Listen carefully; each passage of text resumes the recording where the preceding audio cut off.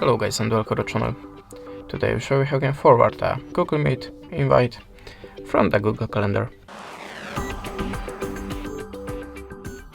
So we start from opening the Google Calendar, then look for your Google Meet invitation. If you don't have any, just click on the plus, add the event, give a name of it, and click here Add Video Conferencing. Now choose the date. You can also change these options like adding a location and description, and click Save. You can see that we have this meeting, so just tap on it and click on the